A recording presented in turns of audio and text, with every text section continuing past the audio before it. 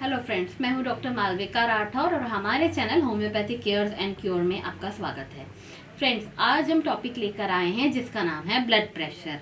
Blood pressure नाम से ही समझ में आ रहा है, ब्लड का प्रेशर।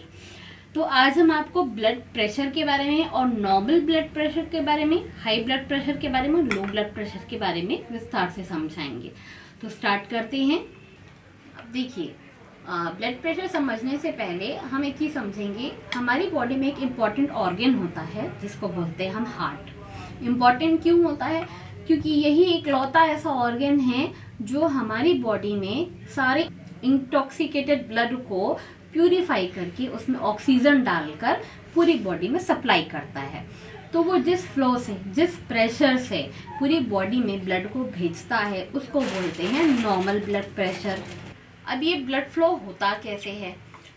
हमारे हार्ट से पाइपलाइन की कनेक्टिविटी की तरह हमारी आर्टरीज होती हैं।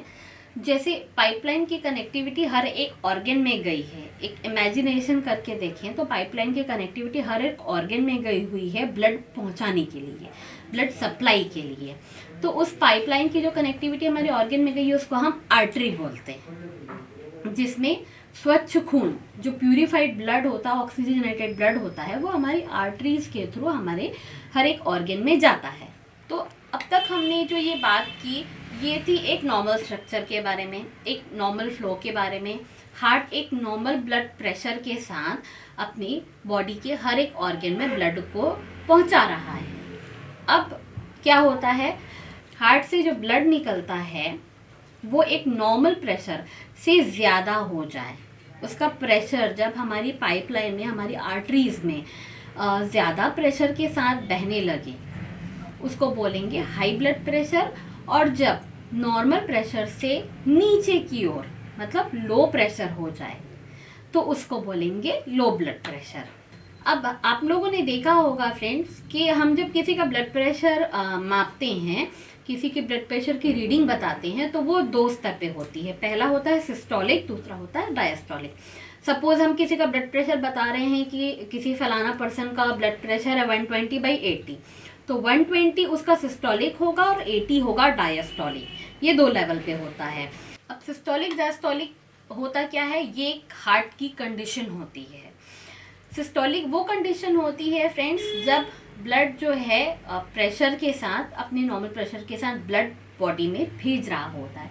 वो प्यूरिफाई ऑक्सीजनेटेड ब्लड को बॉडी में भेज रहा होता है, उस कंडीशन को बोलते हैं सिस्टोलिक।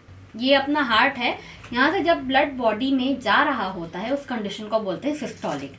जब हार्ट डायलेट हो जाता है तब वो ब्लड ले रहा होता है, उसको बोलते हैं डायस्टोलिक। नाम से ही समझ में आ रहा है, डायस्टोलिक मतलब कि हार्ट डायलेट हो रहा है। डायलेट होती है कोई चीज़, मतलब वो ले रही होती है, फिर वो उसको प्यूरिफाई करता है, ऑक्सीजनेटेड करता है ब्लड को, और उसके बाद फिर हार्ट जो है प्यूरिफाइड ऑक्सीजनेटेड ब्लड को बॉडी में भेज रहा होता है, उस कंडीशन को बोलते हैं सिस्टोलिक।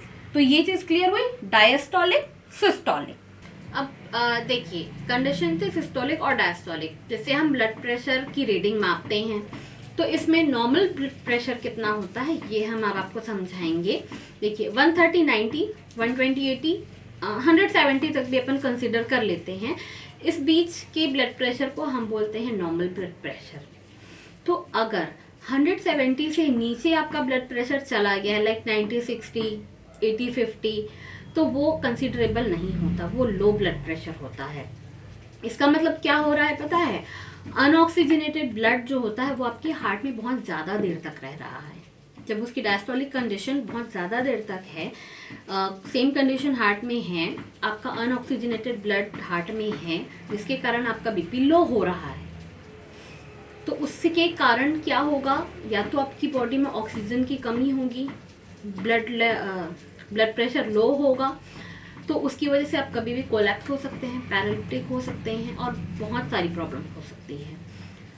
और जैसे अपन 120/80, 130/90 तक भी अपन नॉर्मल ब्लड प्रेशर मानते हैं, और उससे ऊपर जैसे आपका ब्लड प्रेशर जाने लग गया 140/90, 140/100, 150/100 या उससे और ऊपर, मतलब जो पाइपलाइन है ना ब्लड छोड़ने वाली, वो अपनी नॉर्मल फोर्स से बहुत ज़्यादा फोर्स के साथ ब्लड को अपने बाकी ऑर्गन्स में छोड़ रही है। इसका मतलब आपका जो पाइपलाइन है वो कभी भी फट सकता है, हेमरेज हो सकता है, और जिसकी वजह से आप बहुत बड़ी प्रॉब्लम में आ सकते हैं।